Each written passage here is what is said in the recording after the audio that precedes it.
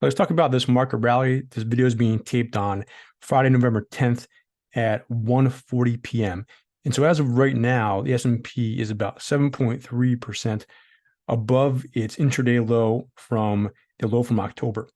And so that's important because not only is it the biggest rally we've seen from a low so far over the last few months, it's the first time that a rebound effort has been better than the preceding decline, right? So this decline was 6.7% thereabouts. Again, now we're more than that.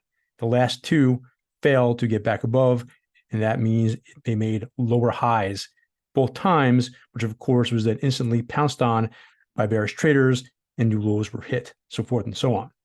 And so what that has done now on a daily chart is produced a marginal breakout of this inverse head and shoulders pattern that had been building. But again, with the market going higher ever so slightly, this didn't appear like a classic right shoulder. But as we talked about in a report earlier this week, sometimes you can get consolidation with the gains as well. As we know, the past 4 days had negative breadth. So most of the market was actually consolidating and digesting. Just didn't see it in the classic sense in the S&P 500. This is important as well because we know we need some more follow through, but the last two didn't even get this far, right? We saw a number of attempts to get up here, failed, and back in September, of course, never even got back up to challenge what would have been a rather large cup and handle formation as well.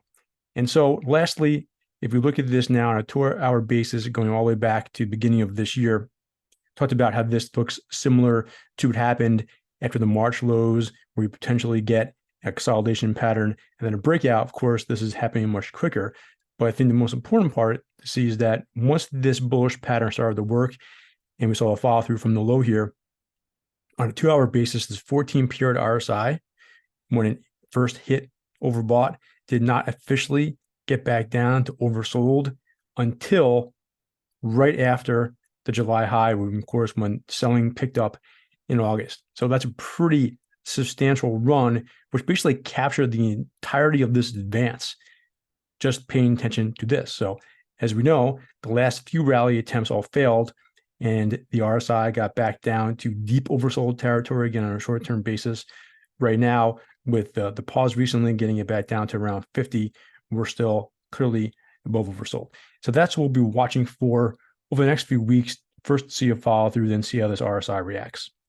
Check out these other videos and subscribe. I'll talk to you next time. Thank you.